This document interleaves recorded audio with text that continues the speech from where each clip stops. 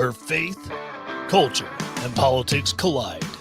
This is Give Me Liberty Media.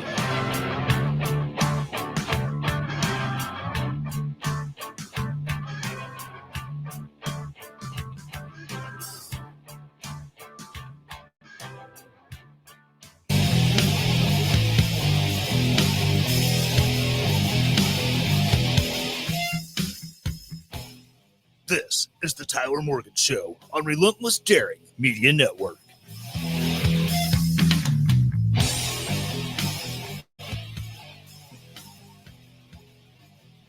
Welcome back to Land of Bourbon and Bad Decisions. This is the Tyler Morgan Show live on twitch.tv/Tyler Morgan Show. Or maybe you're checking this out on a rebroadcast or replaying on the ever popular YouTube, youtube.com/@the-Tyler-Morgan-Show. Make sure you have the @ and the to be able to find my show there. Or check this out on the ever popular podcast platform of your choice, Apple iTunes or Apple Podcasts, whatever, or maybe Spotify, Amazon Music, Audible, iHeart, Pandora. Basically, if you can find a place that will play a podcast, you can find my show there.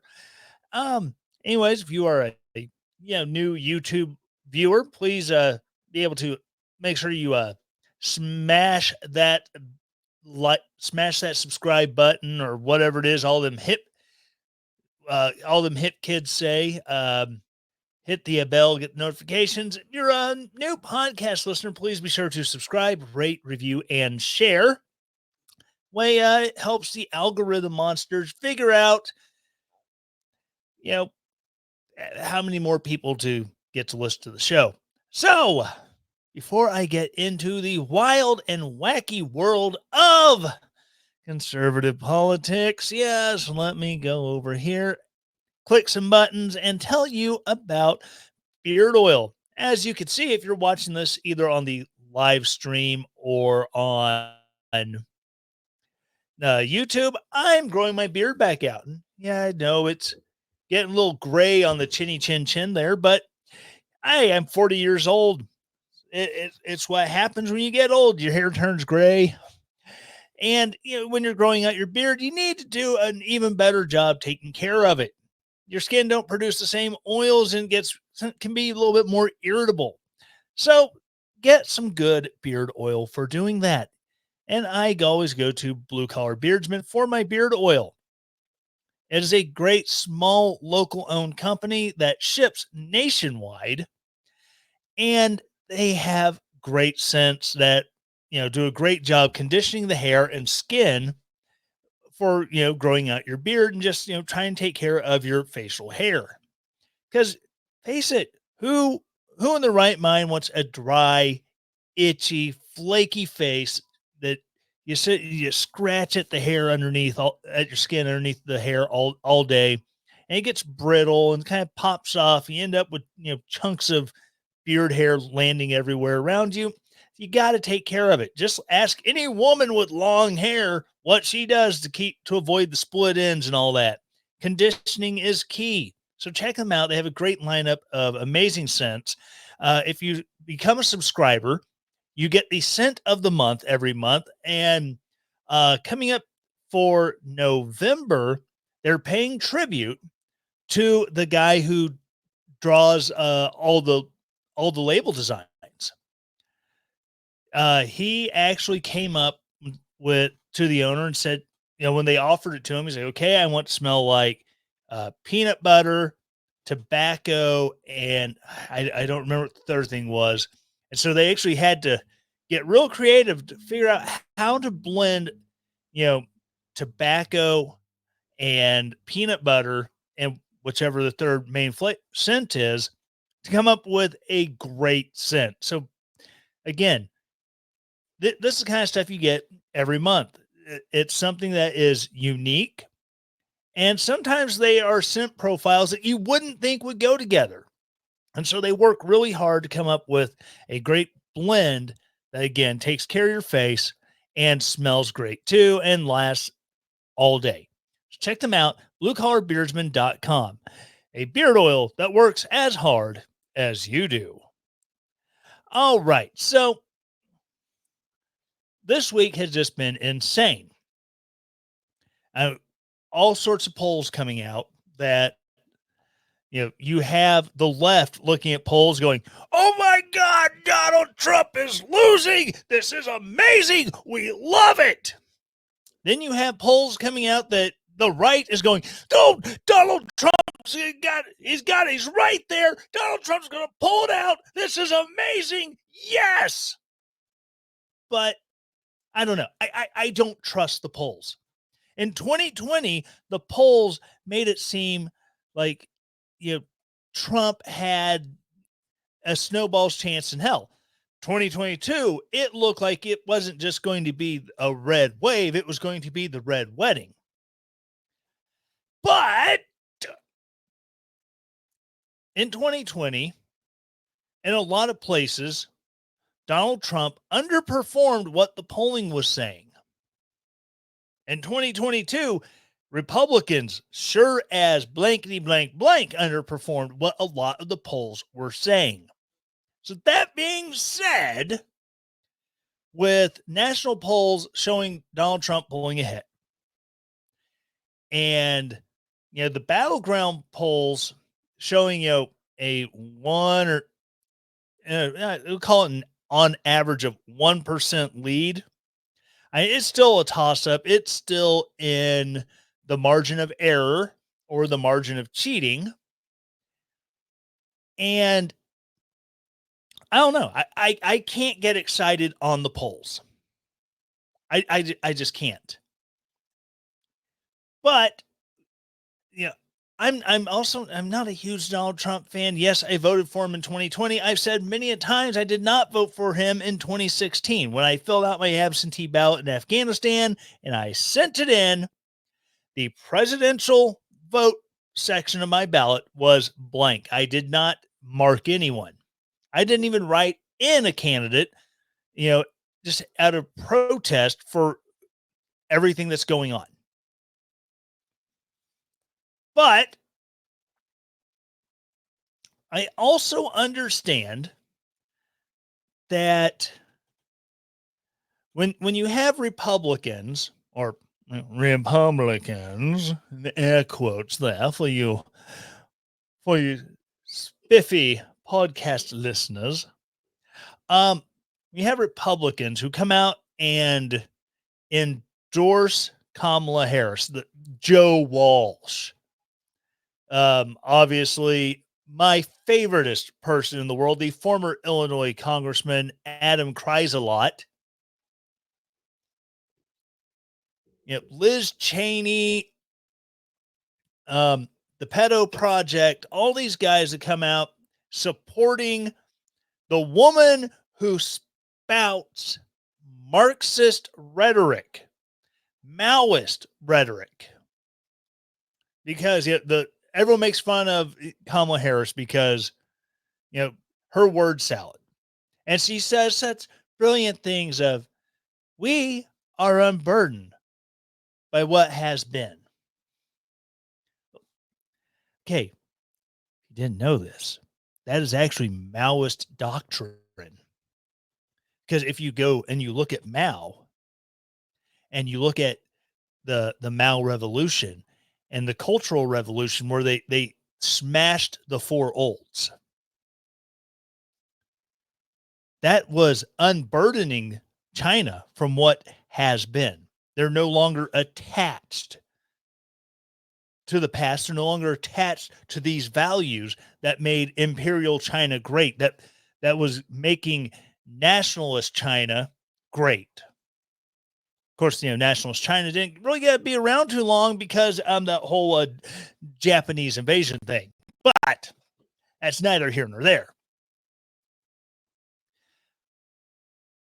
So these Republicans who stand behind the Marxist, these are the Vichy Republicans. These are the Vichy Republicans who Well, if I support that regime, things will go good for me.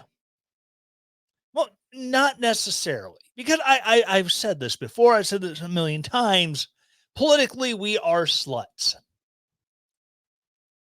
We are. I don't care how ultra conservative you are. I don't care how leftist communist you are. You, me, that guy over there standing in the corner staring at me very awkwardly. How the hell did you even get in this room? Whatever. Just don't do anything weird over there. Um, we all do this when it comes to I saw why do I have an APR coffee thing popped up in my banners here? Probably when I closed the blue collar beardsman banner, it opened that it I hit the wrong thing and that opened. But I feel silly. Don't worry, APR coffee. I'll talk about you later. Calm down, Dave. Dave, calm down. But we're all sluts. Politicians, more often than not, say what they need to say to get us to drop our panties. In this case, it's by voting. They say the right things, and we mark the ballots for them. And then when they get into office, whether it is the local, state, federal office,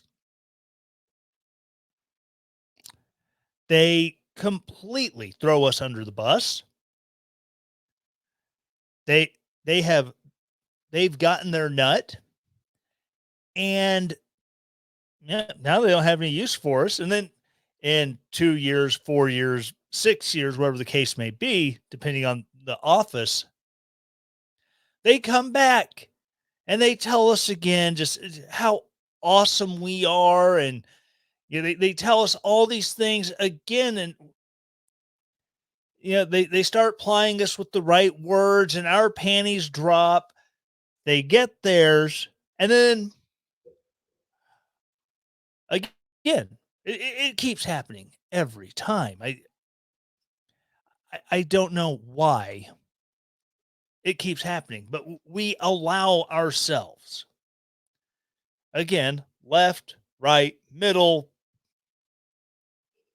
very few politicians are of enough account that we should say, oh, he's running again. Okay, I'll vote for him without needing any real convincing of why. Thomas Massey, if I lived in his district in Kentucky, I would vote for him hands down. Like it wouldn't even take like half a second to think about it. Oh, did you hear that Thomas Massey is running for re-election? Yes, I vote for him because he actually does what he says he's going to do. Thomas Massey says, I am not going to vote for this showboat bill that gives me a chance to politically grandstand. Meanwhile, I'm throwing my constituents under the bus for a crap ton of money that they will never pay off ever in their lifetime or their children's lifetime. And then he goes and he votes against said bill. Rand Paul.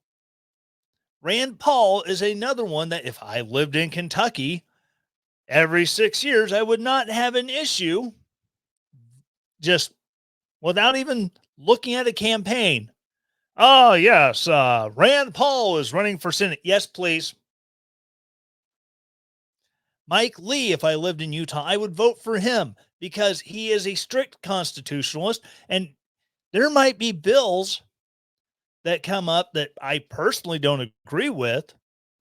But if Senator Lee has a clear rationale of why it is 100% appropriate to vote for that bill, he will vote based on constitutionality. as long, if it if it's a right wing bill that is not constitutional, he's not going to support it. Or if it's garbage spending, he's not going to support it. Donald Trump is, again, one of these politicians. He says what he has to. And the reason I voted for him in 2020 is because up until COVID, I thought he did a far superior job to anything I thought he was going to do in 2016. In 2016, I was saying what JD Vance was saying in 2016, that Trump is going to be an authoritarian fascist, blah, blah, blah, blah, blah.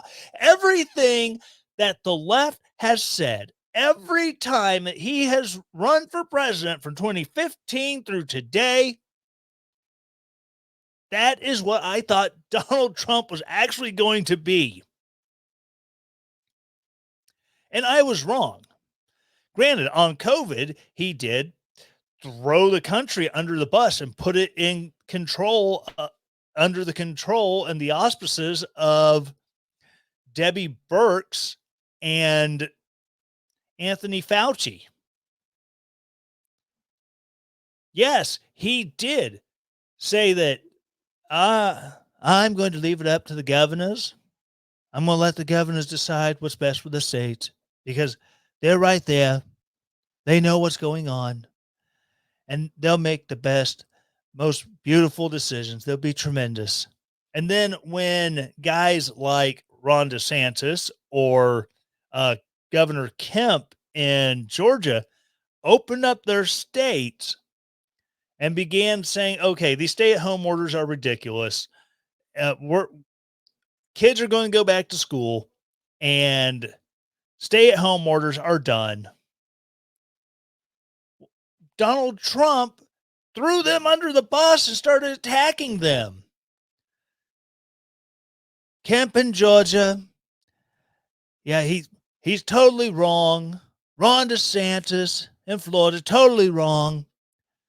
They shouldn't be opening up the states.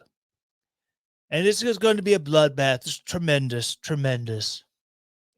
That's how Donald Trump is. I mean, when he's wrong, he will not admit he's wrong. I have, know that.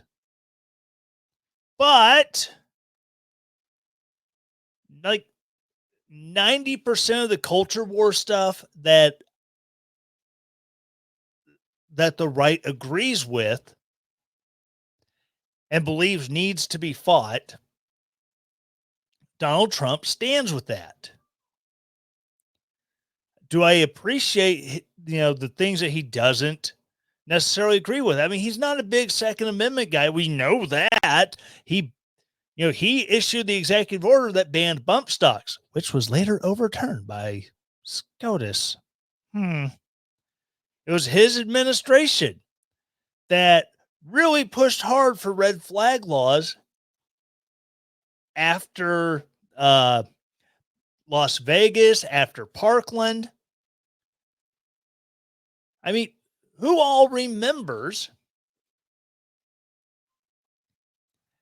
what Donald Trump coming out and saying, take the guns and then due process? I remember that. It pissed me off. I'm pretty sure I ranted about it on this podcast when he said it. So is Donald Trump a perfect candidate? No, he's a horrible human being. I mean, as far as how he conducts his business, how he handles women and his marriages, he's horrible when it comes to that. But you talk to people who've had one-on-one dealings with them who are Joe Blow on the street. I mean, the man opened up his golf club so that linemen could stay ahead of Hurricane Milton and be pre-staged.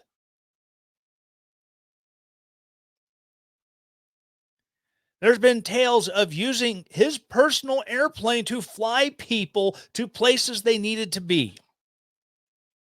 So and you hear about how people would, have conversations with him that are off the record. And sure, he may have been performing for them,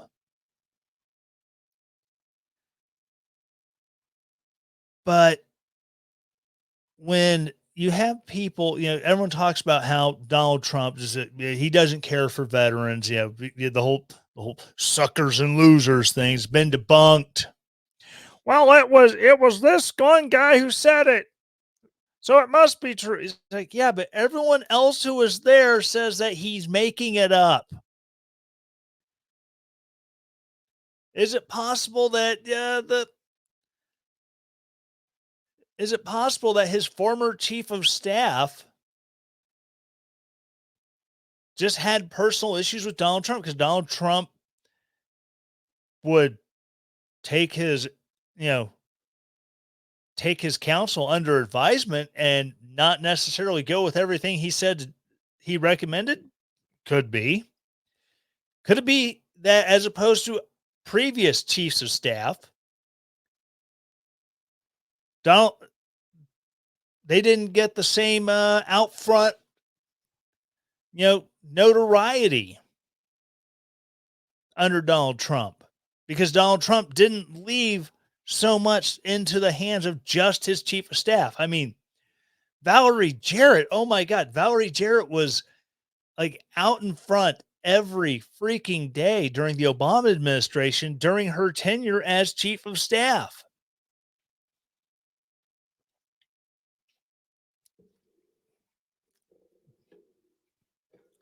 But, you know, but I heard stories about uh a graduating class from Green Berets that happened to be in DC when they completed the pipeline and they were officially awarded their long tabs in Green Berets when they were officially part of the Brotherhood. And it's like, hey, let's get a hold of the White House, see if we can do their graduation at the White House. Yeah, they did. They did the graduation in the White House, and Donald Trump was there. He was late. He was late getting there because he had other stuff. And then instead of just going into I believe it was the Roosevelt room where they held the actual ceremony, he invited all of them into the White House. These are officers and enlisted. He tried to do he thought about doing a group photo there with all of them behind the Resolute desk and decided, no, this isn't going to work out. And he did individual photos for them. None of these photos were officially published by the White House because they weren't taken by the White House photographer. Everyone gave their phones to somebody and took a picture of them with the president shaking their hands. And Donald Trump asking about their families, asking about their background, where they came from. He put off another event. He's like, no, I got here late. They can wait on me because I'm here with you. People will say that Donald Trump does not support veterans and does not care about veterans and does not care about our service members.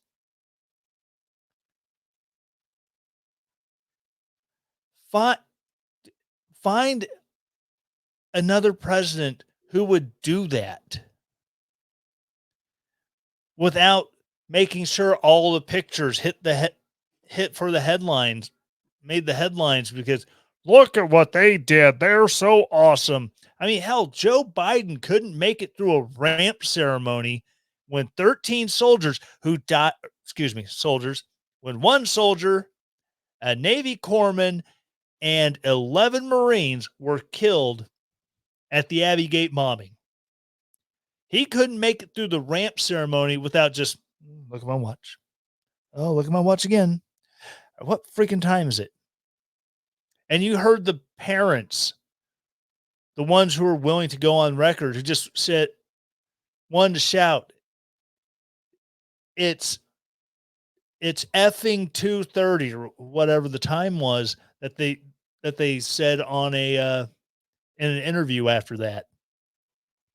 But yeah, yeah, no, Joe Biden, he respects our veterans and our servicemen more. Right. Again, he can't make it through a ramp ceremony for the dignified transfer of remains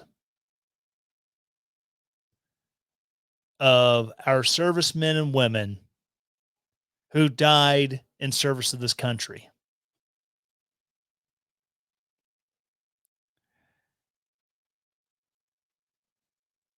But yeah, Donald Trump, he's the one who hates the veterans.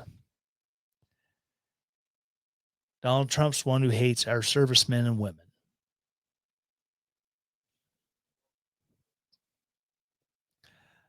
I firmly believe that had Donald Trump been reelected in 2020, we currently wouldn't be spending what we are on Ukraine. Would we still be sending military aid like he was before? Because you have to remember, Donald Trump did send military aid in the form of Javelin missiles.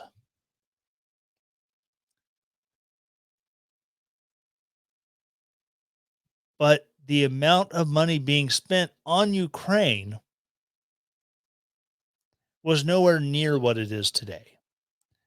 Whether it's in the form of direct payments to Ukraine, which is what a lot of people in the media, present this money, these expenditures as direct cash payments. Much of it is in military equipment, munitions. We so it's like we send over the old M777 howitzers, the pull behind howitzers, because you know a lot of the army's upgrading to paladins, especially armor divisions. So there's less of a need for the pull behind howitzers when you have self-propelled.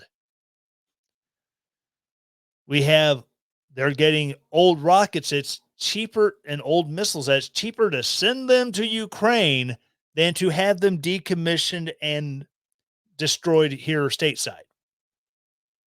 Okay. Yeah, I've heard lots of reports that we're not replacing these stocks as fast as we should. Maybe that is or isn't true. I don't know. I'm not going to present that reporting as true because I don't know.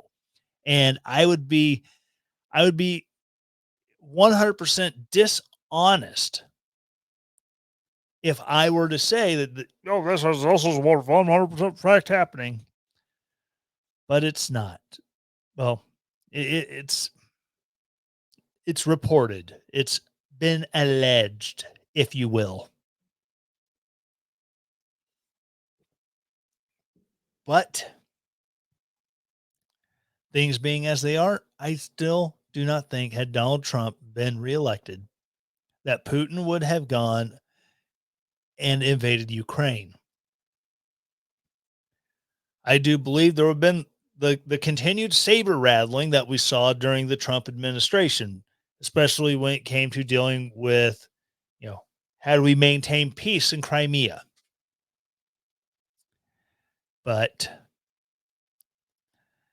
I don't think there would have been the actual full on invasion. Like the one of the few times that not only was military intelligence and the national intelligence apparatus as a whole, like right with on when an invasion is going to occur within 35 seconds. But yeah, it was being telegraphed that yeah, we're going to do this because of Russia amassing troops and equipment on the borders. But I don't think it would have happened. Everyone talks about, no, Donald Trump is Putin's bitch. No, really?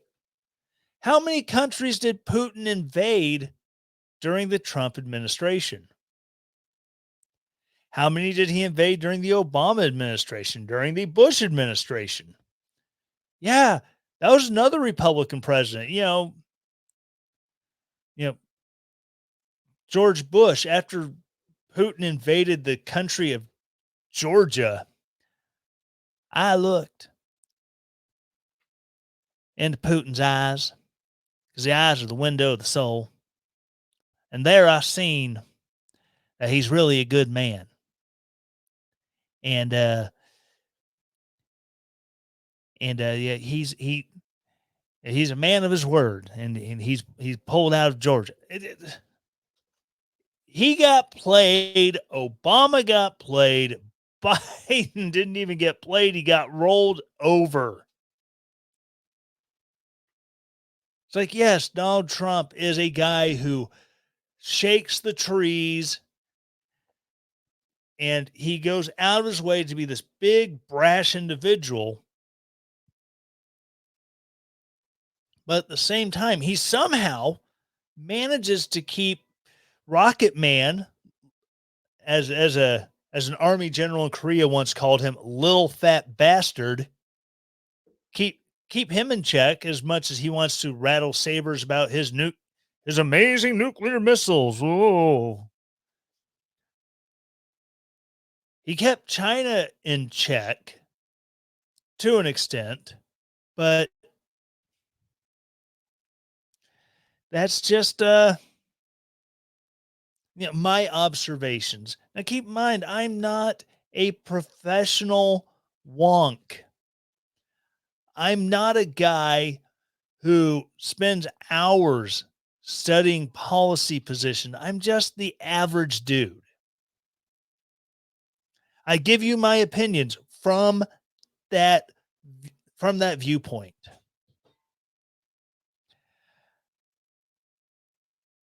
And I'm willing to admit that maybe my opinions are wrong. I don't care. I don't do this to tell people that I'm right. I do this to give people what I think. If people want to agree with me because it lines up with how they view things, that's great. That's awesome. If you don't agree with me, that's great too. That's part of why we have, the freedom of speech. I can speak out against the government because I think the government's wrong. And you can tell me, well, no, the government's right because X, Y, Z, A, B, C, D, and Q175. These are the reasons why. And we can debate. That's what this show has always been about. It's not me being right and you being wrong. It's about me having an opinion, and I'm giving you just a monologue on about this. The way debates used to be held way back when when one candidate would get 1 hour, go, and they'd have notes on the topics they wanted to cover and the and facts, why they think this, why their policy should be that. And then, all right, you have 30 minutes to respond. And then while you're waiting for your chance to respond, you're listening, going, okay, that's not right. And you just making notes, making notes, making notes. And then that's how it went. The Lincoln Douglas debates would have been just an absolute catastrophe for the average person with a 5 minute time span, 5 minute time span, 5 minute attention span. Because these debates would have lasted hours. But I'm started off want to make a few points and some housekeeping things, and I've totally lost the plot on where I was going to go with this actual podcast episode. But maybe it's because I haven't had enough freaking coffee. Yes, that's right. The greatest coffee in all the land. APR Coffee, American Pride Roasters. It's what I drink. It's what I had today when I was out doing a craft show with the wife. helping run her booth. And it's like I whipped up a pot of the old Calvin Coolidge. Had to remember which flavor. I have an entire cabinet full of APR coffee. Shows how much I like it. I've got a cabinet full of it. Yeah, I took a thermos of the old Silent Cal with me, and I just drank on that all day, and it was great. Yeah, I had coffee from one of the local vendors who had set up there, and it was mid, as the Utes of America would say. And I would definitely put APR coffee up against any of the coffee vendors that I've had in this area. And we've got some decent ones, but I just don't think any of them are as good. And like I said, I talk about APR coffee for free. They do not pay me. Why do I talk about it for free? What's in it for me? I don't know. I just want to share this great coffee with you, and I do it free of charge because their advertising budget is about the same as my production budget. We won't discuss that here in the open, but um, it resembles a shoestring. So I'm gladly support them. Check them out, aprcoffee.com. See their amazing selection of just plain black coffee, flavored coffees, coffee drops. So so many great ways to spend your money with them and to get great products. Check them out, aprcoffee.com. Historically great coffee. All right, so going through the news, doing my show prep, and I came across a story that made me go, huh, we all have those. And this is a new report IDs groups in the U.S. allegedly promoting pro-Iranian propaganda. And one of them met with Donald Trump. No. If you believe that, I've got a bridge. I got a bridge in Brooklyn I'd like to sell you. And I may have a line on some oceanfront property in Arizona as well. So a dramatic new report from, this is from justthenews.com, by the way. A dramatic new report from researchers at George Washington University identifies a dozen organizations, some operating in the U.S. under tax exempt status, whose purpose is to promote pro-Iranian propaganda and includes photos of Vice President Kamala Harris happily interacting with one alleged operative, Imam Mohammed Ali Elahi, or Elahi. I don't know. I'm not Iranian, nor am I Arabic. I don't know how to say it. The photos were taken in 2021 at Elahi's Islamic House of Wisdom in Michigan at an event Democrat Governor Gretchen Whitmer also attended, and was for the purpose of advancing COVID-19 vaccinations. Just because I said those in conjunction with each other, I will probably get dinged. It's been known to happen. But the October 9th report, Propaganda Procurement and Lethal Operations, Iran's Activities Inside America, described Elahi as a radical who has likened Israel Prime Minister Benjamin Netanyahu to Hitler. Yes, that Jewish guy over there, he's just like Hitler. He may turn around and try to kill all the Jews. Keep an eye on him. Yeah, it makes a lot of sense. Carrying out a Holocaust against the Palestinians, and who has referred to the Israeli military as a terrorist cult. Oh, he's sad, considering he's part of a terrorist cult. Protection. Elahi, who once served as the head of the Iranian Navy's political ideological office, has cast doubts on Al Qaeda's role in the 9/11 terror attacks and was friendly with Ayatollah Ruhollah Khomeini, also known as Ayatollah Khomeini, who was instrumental in the hostage crisis of 1979, in which 53 Americans were held captive for 444 days. What arguably constitutes the most problematic aspect of Imam Ilahi's persona is his explicit and continuous support for Hezbollah. Ah, yes. If you follow any leadership in the American Communist Party or the Communist Party USA or whatever the hell they call themselves these days, you will see they love some Hezbollah. They love some Hamas because I don't know.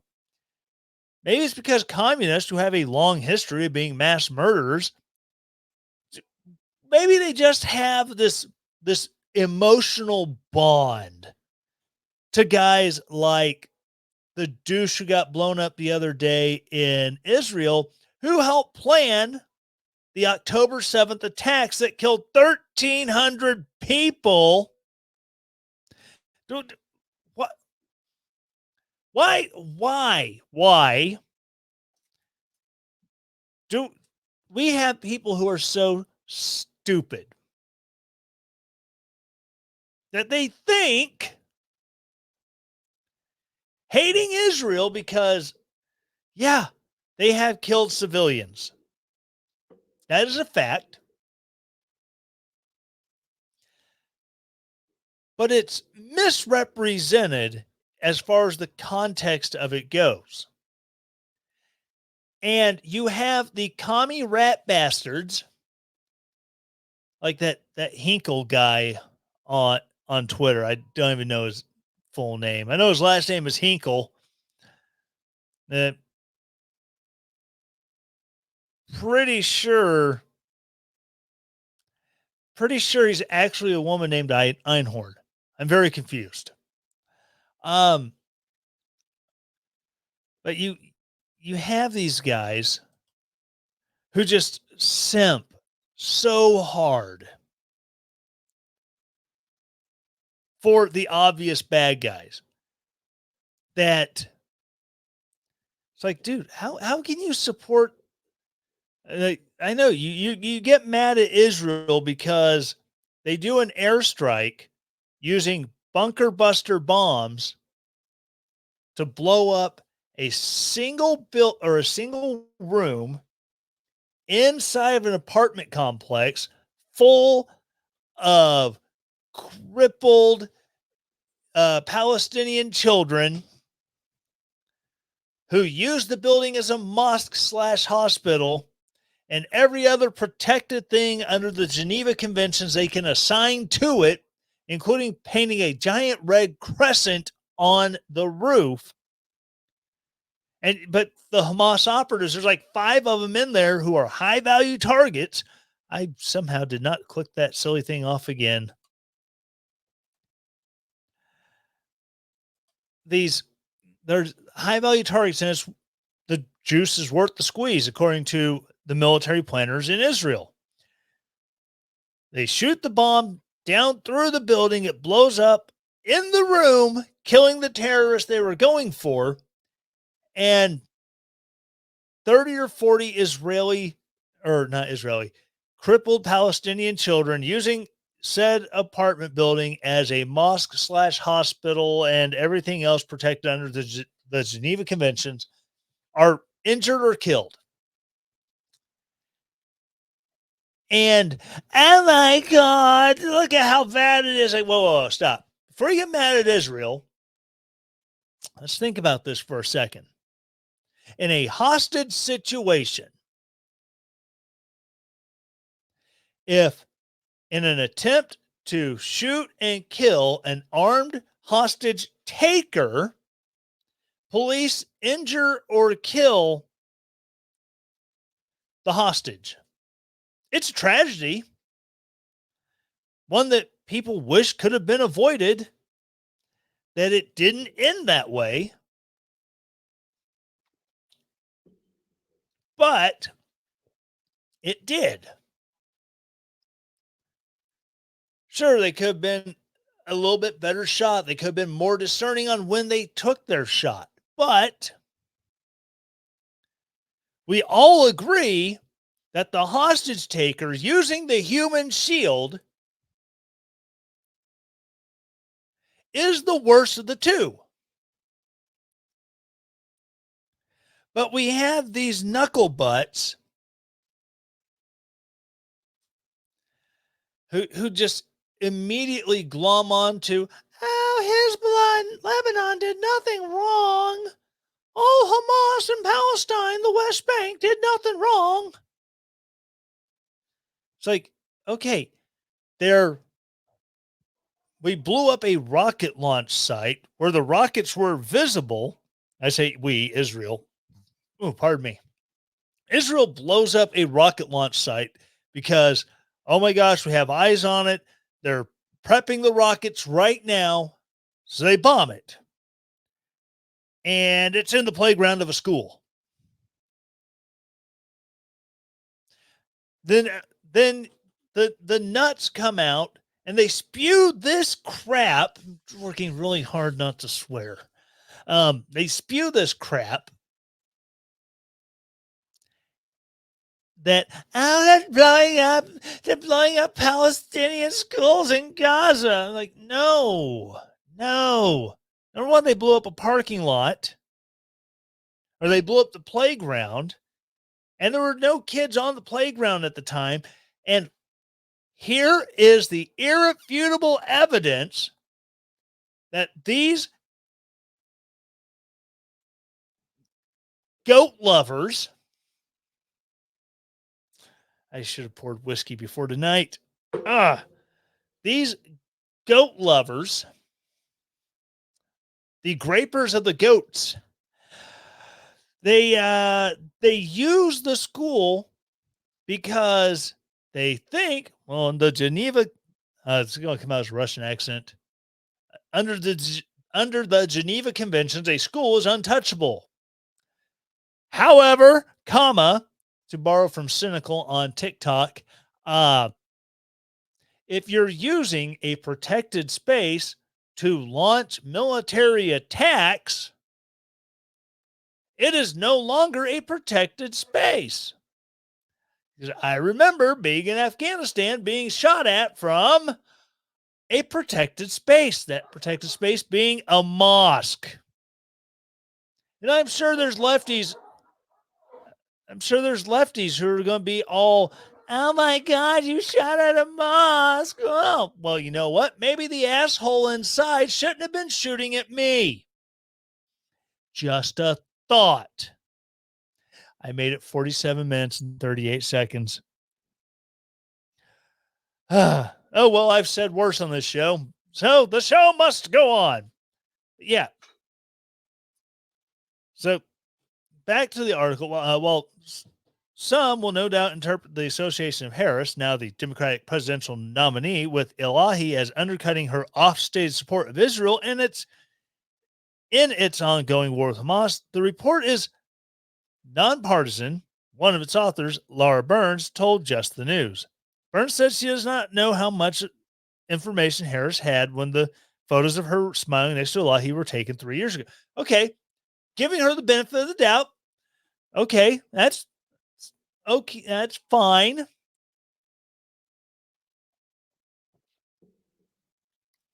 She was probably just told by an aide, yeah, we're meeting with the great witch of the north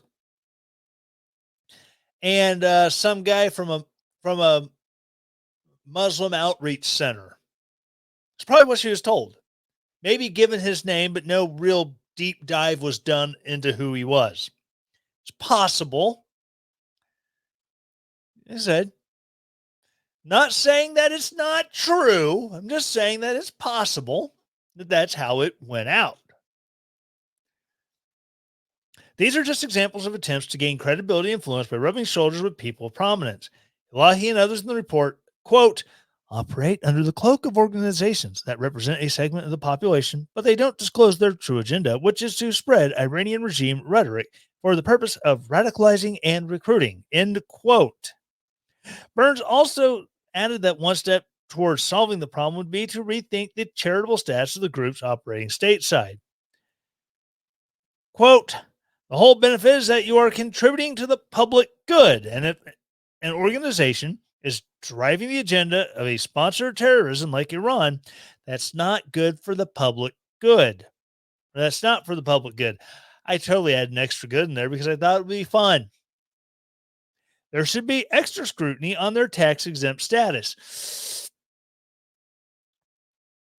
This is where the constitutionalist in me kinda wants to drag his feet. We offer these tax exempt statuses for a reason, and I'm not a fan of going after churches' tax exempt status because people in government believe that they should be paying taxes on the property and blah blah blah blah blah. But at the same time, I understand that what these people are saying is definitely not the public good. You should blow yourself up for Allah. I that's you must go to Israel, kill all the Jews, kill as many Jews as you can. Tape it, put it on the internet. You'll be famous. I get it. We don't want that. And it sucks that you have guys who use their tax exempt, 501c3, 501c4 charities as a way to, you know, especially a 501c4 where you don't have to disclose your donors, who can funnel money into these recruiting arms, these recruiting operations that will find other groups say, oh, we had Arab charity supporting fellow Arabs in Gaza. So we take your money, we go to Gaza, we put up tent, we feed homeless. That's what we do. And then they go over there and they take your money that people donated in good faith. Okay, part of them donated in good faith. Others know what the hell they're actually doing and give money anyways because they actually support it. But I digress. And they take that money that's been donated, partially in good faith, partially knowing what the hell they're actually doing with it. And then they go to Gaza and they buy weapons, they pay terrorists, they do what they have to do with it. They feel they have to do with it.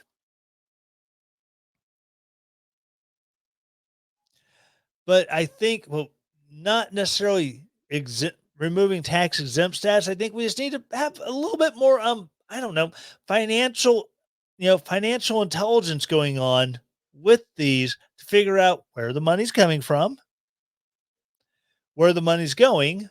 And if you can get down to we know that this dollar helped fund this operation that killed 5 people, if you trace that dollar all the way back to the donor and you go after the donors, they can say they're engaging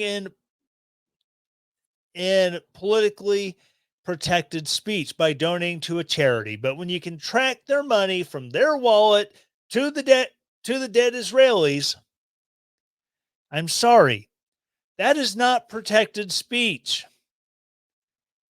That is providing financial aid to a terrorist organization, which is against the law.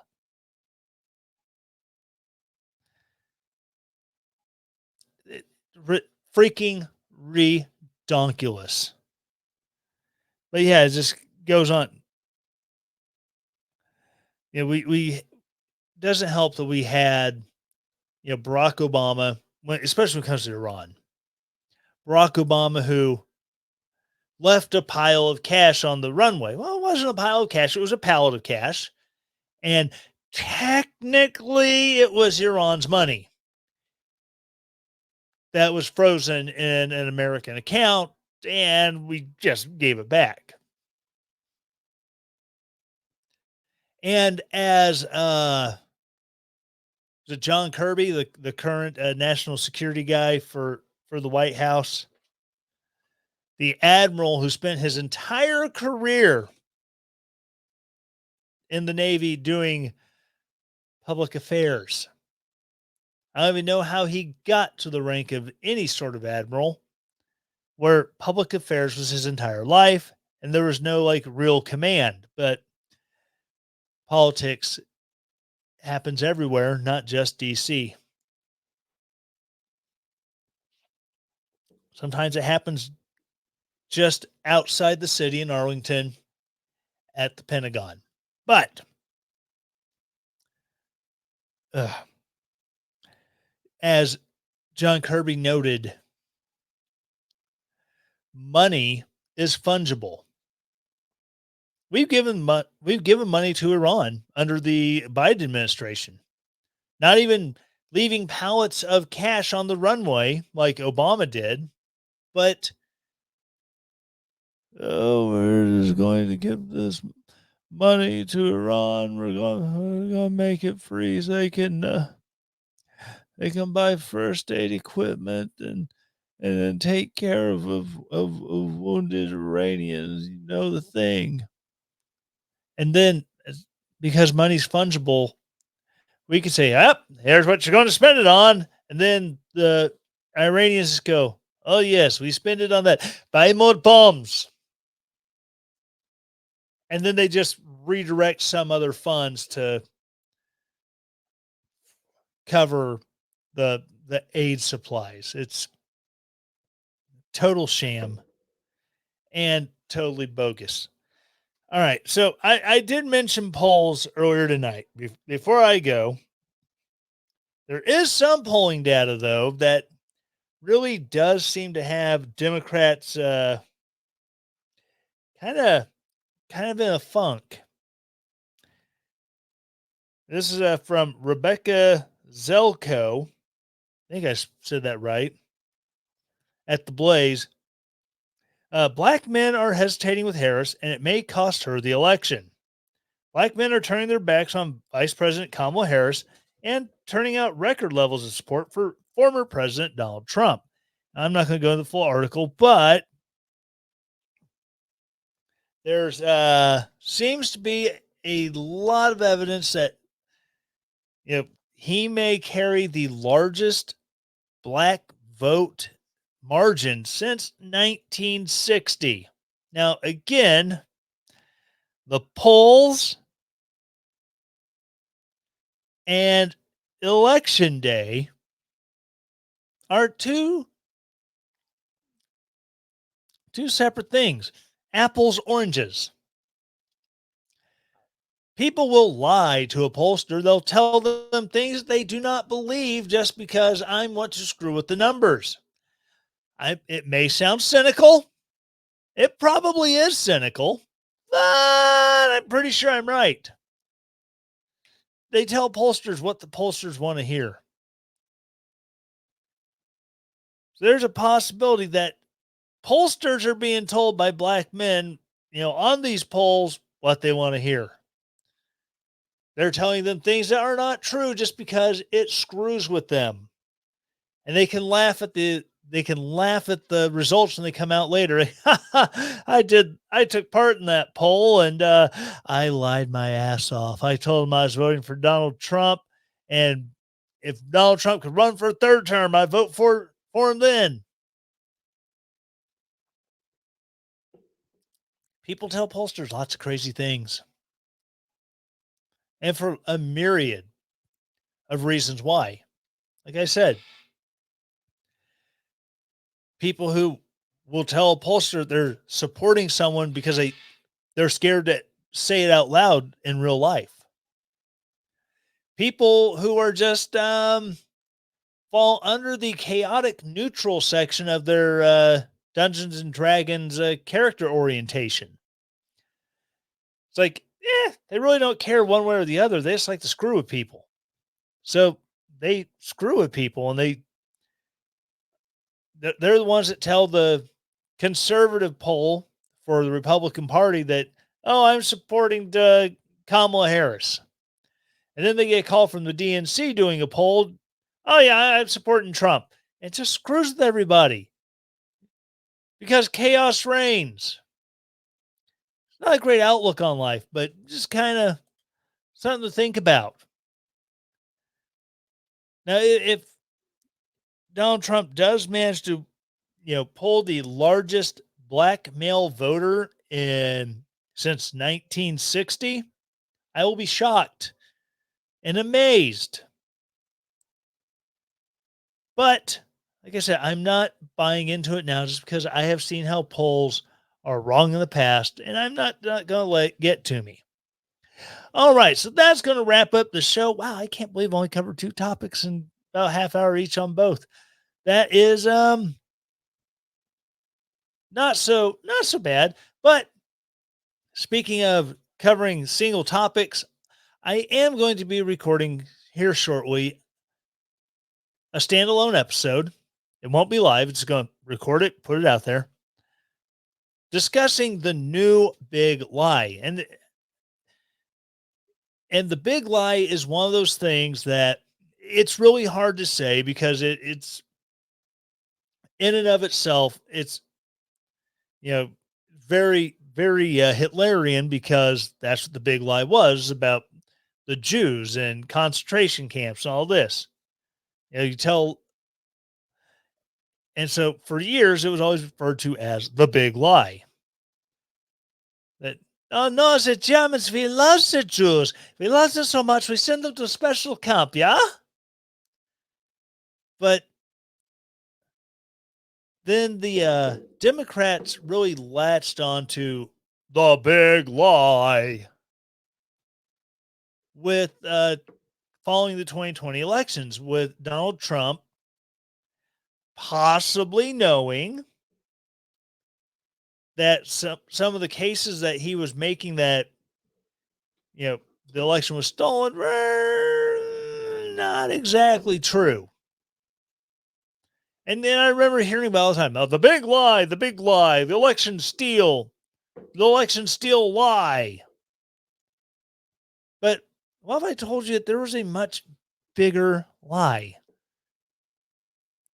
And that is the lie that the Democrats are historically the party of freedom, the party of civil liberties, the party of you have your rights. We know this because look, they fought for gay marriage, they fought for gay adoption, they fought for civil rights, and LBJ signed the civil rights bill, and they helped pass the first civil rights bill in 1954, that was signed by, or 1950, that was signed by Eisenhower. There's a lot of these that are just, well, they may be somewhat accurate, it might not actually be true. So I'm going to go into that in a standalone episode. I'm giving you a little heads up to watch out for it.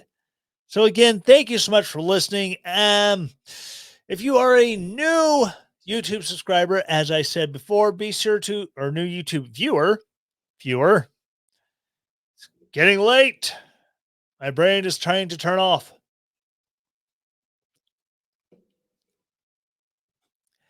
If you're a new YouTube viewer, please subscribe to my YouTube channel. Hit the bell, get notifications. That way, when a new episode posts, bingo, bango, you get alerted that, hey, Howard just put up a new video. You should go check it out. Do it now. But it's also be sure, if you're a new listener to the podcast, on whatever podcast platform you listen to, hit subscribe or follow, because Apple likes to be difficult. Once you've done that, please rate this show. Looking for 5 stars. Oh, except for 3 and below.